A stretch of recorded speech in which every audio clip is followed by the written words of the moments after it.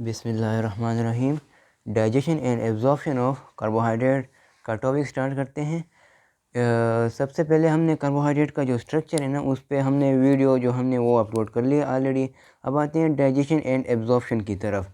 मतलब कार्बोहाइड्रेट जब हम फूड में लेंगे तो वो हमारे बॉडी में किस तरह डाइजेस्ट होगा और फिर उसके बाद एब्जॉर्ब कैसे होगा। दो टर्म है, सबसे पहले डाइजेशन है और उसके बाद एब्जॉर्प्शन है।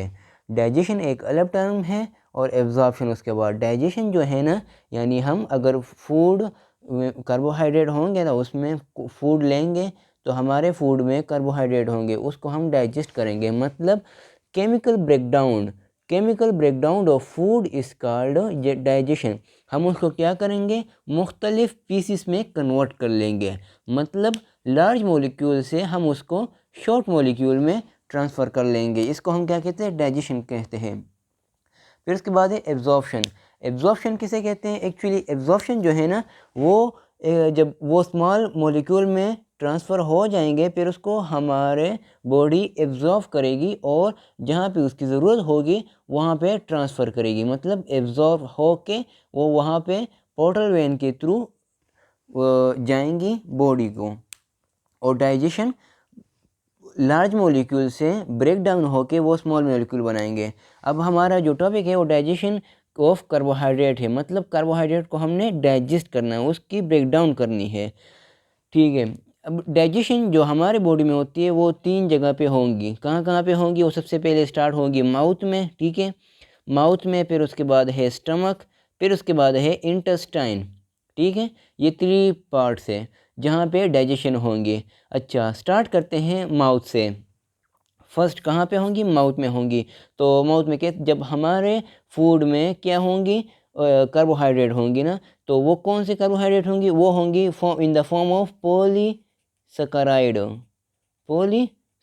फॉर एग्जांपल वो क्या है, हमारे पास ग्लाइकोजन है और इस तरह जितने भी पॉलीसैकेराइड है, लेकिन सेलुलोज के अलावा।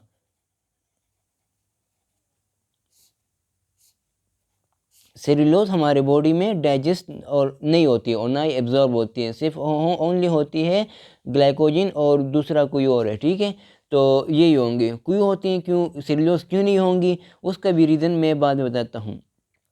अच्छा, हमारा जब पॉलीसेकेराइड आएगा फूड में, तो जब फूड के साथ फूड हम माउथ में क्या करेंगे, उसको मेस्टिकेशन करेंगे। मतलब उसको हम चीविंग करेंगे। क्या करेंगे? मिक्सिंग करेंगे। जब फूड मिक्स होगा माउथ में, उस चीविंग प्रोसेस को हम क्या कहते हैं? मेस्टिकेशन कहते हैं। क्या कहते हैं? मेस्टिकेशन। जब मेस्टिकेशन होगी तब हमारे पास क्या सीक्रेट होगा? सलाइवा सीक्रेट होगा। तो सबको पता है, ठीक है। और सलाइवा में हमारे पास एक्चुअली कौन सा एंजाइम होगा? वो होगा सेलेवरी एमाइलेज। बस ये एक एंजाइम है जो कि डाइजेशन ऑफ कार्बोहाइड्रेट में काम करता है। वो कौन सा एंजाइम है? सिर्फ ये एक ही है। वो क्या है? एमाइलेज एंजाइम है। और दैट इज़ आल्सो कॉल्ड पेटाइलिन। क्या? पेटाइलिन। ये एमसीक्यूज़ के लिए याद कर ले, ठीक है। अच्छा, ये एंजाइम कब काम करेगा? जब इसके लिए क्लोराइड आयन मौजूद होगा। ठीक है, यानी क्लोराइड आयन जब होगा तब ये एमाइलेज एंजाइम काम करेगा। ठीक है, ये इसलिए ये क्लोराइड हमें डाइट में एज वेल लेना चाहिए। अच्छा, ये एमाइलेज जो है ना, ये इसको हम अल्फ़ा एमाइलेज कहते हैं। मतलब ये जो है ना, अल्फ़ा 1 to 4 ग्लाइकोसिडिक लिंकेज को ब्रेक करेगा। क्या करेगा? इसकी ब्रेक डाउन करेगी। जो हमने पढ़ा था अल्फ़ा 1 to 4 ग्लाइकोसिडिक लिंकेज, ये किस तरह होती है? एक्चुअली ये हमारे पास अगर ये शुगर है ना, ये एक शुगर और ये इसके दरमियान ग्लाइकोसिडिक लिंकेज, ये दूसरा शुगर और एक शुगर और दूसरे दरमियान जो बॉन्डिंग होगी ना, उस बॉन्डिंग को हम क्या कहते हैं? ग्लाइकोसिडिक लिंकेज होती है। ये 1 to 4 क्या है? ये एक्चुअली जो पहला शुगर है ना, उसका कार्बन नंबर 1 और दूसरे शुगर का कार्बन नंबर 4 के दरमियान बॉन्ड बना होता है, इसलिए हम इसको 1 to 4 कहते हैं। अल्फ़ा किसे कहते हैं? अल्फ़ा तब होगा जब हमारे पास इस शुगर के स्ट्रक्चर में ऊपर जब वो COOH और इसके अलावा यहाँ पे क्या होगा, यहाँ पे जो एच होगा ना, ओ एच, यहाँ पे क्या होगा, ओ एच होगा, वो नीचे होगा, यानी अपोजिट इन डायरेक्शन होगा। ये पिछली वीडियो में हमने ब्रीफली डिस्क्राइब किए हैं, लेकिन फिर भी रिवाइज करता हूँ क्या कि ये अल्फ़ा स्ट्रक्चर क्या कि अपोजिट इन डायरेक्शन होगा। जो कार्बन नंबर 6 पे COOH होगा और कार्बन नंबर 1 पे OH होगा, ये अपोजिट इन डायरेक्शन में होगा। और 1 to 4 क्या है कि एक शुगर और दूसरे शुगर के दरमियान जो बॉन्डिंग होती है, और ग्लाइकोसिडिक लिंकेज कि शुगर के दरमियान जो बॉन्ड होती है उसको हम ग्लाइकोसिडिक लिंकेज कहती है।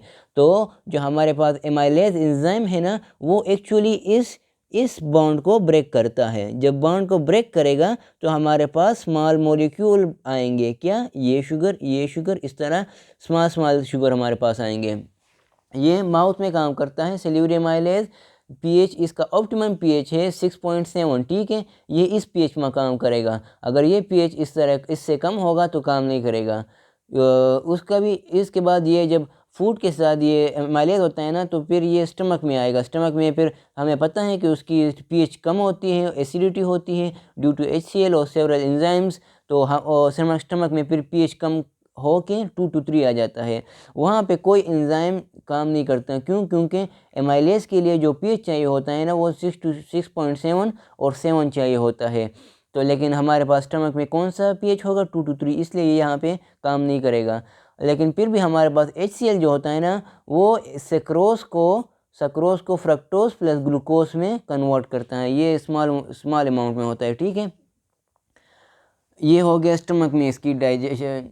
अब आते हैं इंटेस्टाइन में ये मोस्टली होगा। अच्छा, इंटेस्टाइन में ये ज़्यादा डाइजेशन होगी, माउथ में कम होगा। ये भी रीज़न है। इसके सिंपल आंसर वो सबको पता है कि माउथ में कम क्यों होगा, क्योंकि हमारे पास जो फूड का जो बोलस होता है ना, जो बोलस मतलब जो नवाला होता है, वो एक्चुअली हमारे पास माउथ में कम टाइम गुजारेगा, इसलिए उसकी डाइजेशन कम होगी। इंटेस्टाइन में वो ज़्यादा टाइम गुजारेंगे तो ज़्यादा डाइजेशन होगी, इसलिए इसकी डाइजेशन ज़्यादातर कहाँ होगी, ड्यूडेनम में होती है, ठीक है।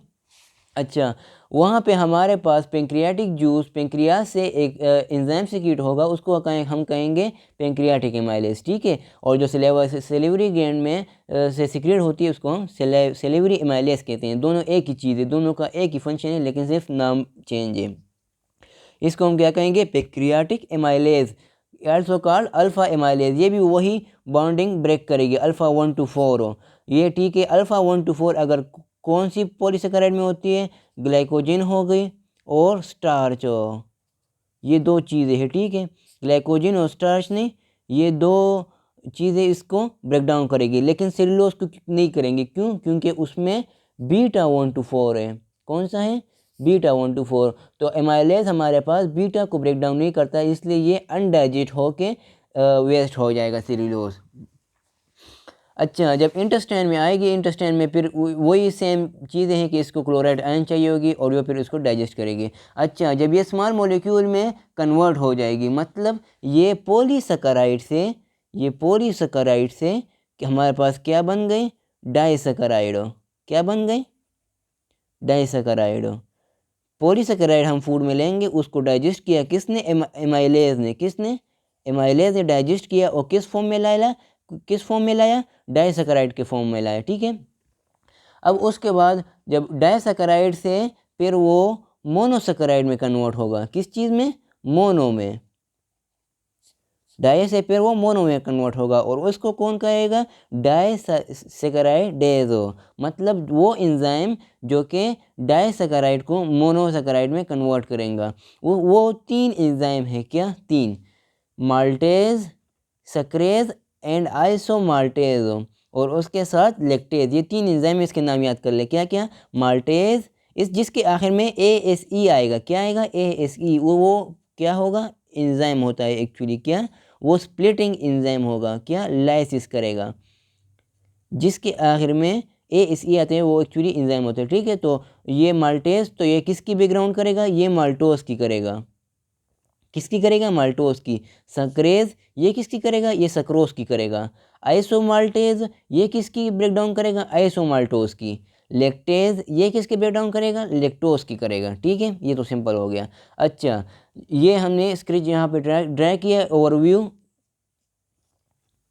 क्या, पॉलीसेकेराइड हम फूड में लेंगे, उस पर कौन एक्ट करेगा, कौन से एंजाइम, अल्फा एमाइलेज करेगा, वो चाहे सेल्यूलरी हो या पेंक्रियाटिक हो, ठीक है। वो किस फॉर्म में इसको कन्वर्ट कर लेगा, डाइसेकेराइड के फॉर्म में, ठीक है। फॉर एग्जांपल माल्टोज यहाँ पे लिया है, इस तरह ये सक्रोज भी आ सकता है, लैक्टोज भी आ सकता है। उसके बाद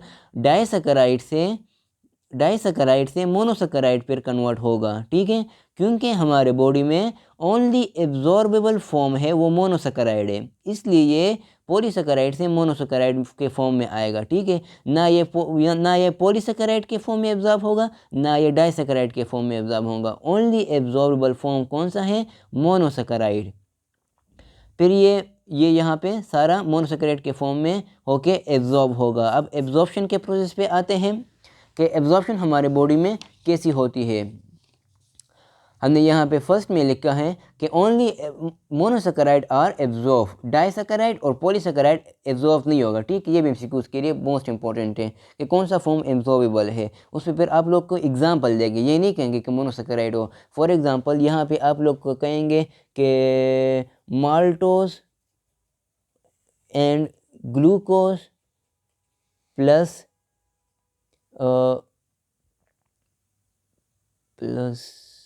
ग्लाइकोजन, इन तीनों में से कौन सा एब्जॉर्बेबल है, माल्टोज, ग्लूकोज, ग्लाइकोजन, आप लोग बता दें, ठीक है। फिर उसके बाद एब्जॉर्प्शन की तरफ, यानी अब ये मोनोसेकेराइड में आ गए, ठीक है। तो अब ये हमारे बॉडी में कैसे एब्जॉर्ब होगी, हमारे पास जब ट्रांसपोर्ट होगी, यानी उसकी क्या होंगी, हमसे एब्जॉर्प्शन क्या है, मतलब उसकी ट्रांसपोर्ट होके ये बॉडी में जाएंगी, किस में जाएंगी, जहाँ बॉडी सेल्स में जाएंगी, जहाँ पे उसकी ज़रूरत होगी। अच्छा, जब हमारे पास ये इंटेस्टाइन में आएगी ना, तो ये मोनोसेकेराइड उसमें ट्रांसफ़र हो गया ना, जो कि हमारे पास क्या होगी, उसकी डाइजेशन होगी, मतलब उसकी केमिकल ब्रेकडाउन होगी, ठीक है।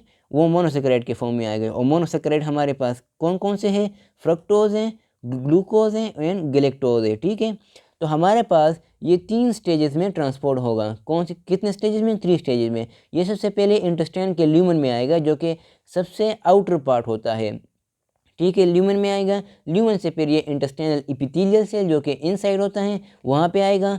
फिर उसके बाद पोर्टल सर्कुलेशन, मतलब लिवर की तरफ जो सर्कुलेशन जाती है ना, उसको हम क्या कहते हैं, पोर्टल सर्कुलेशन। ये एक वेन, पोर्टल वेन, ठीक है। कौन से वेन में जाएगी, पोर्टल वेन, ये उसमें जाएंगी। अच्छा, ये वाला साइड जो है ना, ये वाला साइड, ये हमारे पास ल्यूमन एरिया है।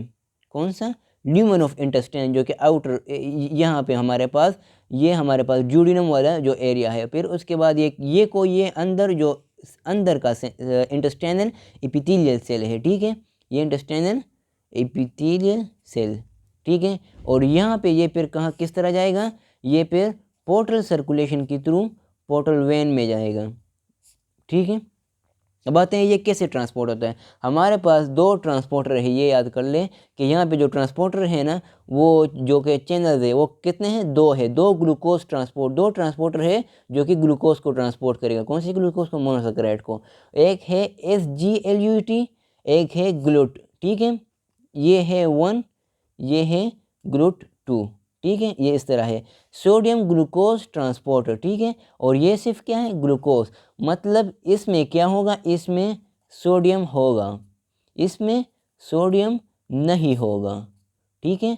यानी सोडियम ग्लूकोज ट्रांसपोर्टर, इस ट्रांसपोर्ट को सोडियम चाहिए होगा, ठीक है, तब यह ट्रांसपोर्ट होगा। और इस सिर्फ सिंपल ग्लूट को, इसको नहीं चाहिए। अच्छा, हमारे पास 3 मोनोसेकेराइड्स हैं ना, फ्रक्टोज, ग्लूकोज एंड गैलेक्टोज। ये हमारे पास यहाँ पे 2 ट्रांसपोर्टर चैनल्स हैं। अच्छा, ये एक ब्राउन है, एक ब्लैक है, ठीक है। ये जो ब्राउन कलर का है ना, ये हमारे पास SGLUT है। कौन सा है, SGLUT, sodium dependent glucose transporter. क्या, सोडियम डिपेंडेंट ग्लूकोज ट्रांसपोर्टर, मतलब ग्लूकोज और गैलेक्टोज, ये एमसीक्यूज के लिए बहुत इंपॉर्टेंट, यहाँ पे अपने आप को क्लियर कर ले। क्या, ग्लूकोज और गैलेक्टोज जो है ना, ये सोडियम डिपेंडेंट ग्लूकोज ट्रांसपोर्टर के थ्रू अंदर जाएगा, ठीक है। ये इस तरह एब्जॉर्ब होगा। उसके साथ क्या होगा, यानी ग्लूकोज होगा, गैलेक्टोज होगा, और उसके साथ एक एडिशन में क्या होता है, सोडियम होता है। क्या होता है, सोडियम, यानी ये दोनों इकट्ठे जाएंगे। क्या जाएंगे, इकट्ठे जाएंगे, ठीक है, सेल के अंदर इंटेस्टाइनल ये एपिथेलियल सेल के अंदर जाएंगे। क्या क्या जाएंगे? ग्लूकोज होंगी, उसके साथ सोडियम होगी, गैलेक्टोज होंगी, उसके साथ सोडियम होंगी, यानी ये ट्रांसपोर्ट होगी सोडियम के थ्रू। और जो फ्रुक्टोज है, फ्रुक्टोज वो डायरेक्ट ग्लूट के थ्रू ट्रांसपोर्ट होता है, जो कि ग्लूकोज ट्रांसपोर्टर 1 है, ठीक है, 2 सॉरी, ग्लूकोज ट्रांसपोर्टर के थ्रू ये डिफ्यूज़ होती हैं, ठीक है, डायरेक्टली ये अंदर जाती है, इसको कोई सोडियम वोडियम की ज़रूरत नहीं है। तो इसमें सिर्फ इंस्टीट्यूट के लिए ये इंपॉर्टेंट है कि फ्रुक्टोज सोडियम ग्लूकोज ट्रांसपोर्टर है या नहीं है, ये याद कर ले, ठीक है। अच्छा, अब हमारे पास ग्लूकोज, फ्रुक्टोज और गैलेक्टोज ये तीनों आ गए, ठीक है। अब ये तीनों आ गए, ये फ्रुक्टोज है, ये ग्लूकोज है और ये गैलेक्टोज है। उसके बाद ये पोर्टल सर्कुलेशन में जाएंगी, ये एक ही ट्रांसपोर्टर है जो कि है ग्लूट, ये डायरेक्टली इंडिपेंडेंट, मतलब इसको भी सोडियम नहीं चाहिए, डायरेक्ट पोर्टल वेन में किस तरह जाएंगी, फिर बाहर जब जाएगी पोर्टल वेन में ये डायरेक्टली डिफ्यूज़ होके इधर जाएगी। अच्छा, ये अब पोर्टल वेन में ये तीनों आ गए, ठीक है, और ये अब बॉडी में चली जाएगी, ये इसकी एब्जॉर्प्शन होगी। लेकिन एक मसला है कि हमारे पास सेल के अंदर सोडियम आ रही है ना, ग्लूकोज और गैलेक्टोज के साथ जब सोडियम आएगी, इसके साथ साथ हमारे पास सोडियम आएगी, तो हमारे सेल में सोडियम इंक्रीज हो गए, तो ये फिर हमारे सेल में कुछ मसले पैदा करेंगे। उसका मसला हल करने के लिए यहाँ पे एक ट्रांसपोर्टर है, क्या है, यहाँ पे एक ट्रांसपोर्टर है जो कि सोडियम को बाहर निकालेगा और पोटाशियम को अंदर लेके आएगा, जो कि हमने बहुत सुना है, क्या, सोडियम पोटाशियम ट्रांसपोर्ट चैनल है। ये कौन सा है? सोडियम पोटाशियम ट्रांसपोर्ट, सोडियम को सेल से बाहर निकालेगा और पोटाशियम को अंदर लाएगा, ठीक है। ये फिर इसके मसले के लिए ये हल है। ये हमारा सबसे एब्जॉर्प्शन हो गया कि डाइजेशन कैसी होती है, एब्जॉर्प्शन कैसी होती है, ठीक है। जो कि हमारा एक MCQ था, वो क्या था, यहाँ पे एक MCQ है, उसके आंसर आप लोग दे दें कि एब्जॉर्बेबल फॉर्म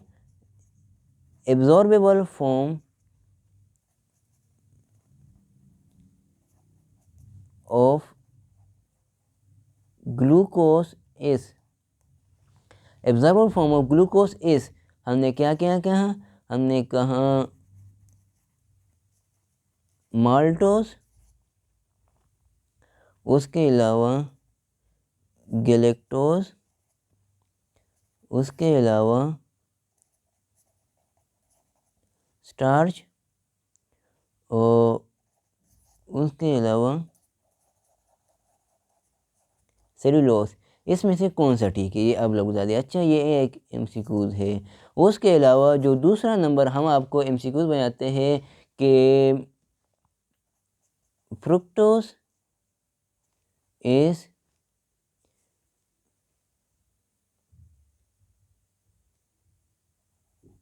सोडियम डिपेंडेंट और सोडियम इंडिपेंडेंट ट्रांसपोर्ट,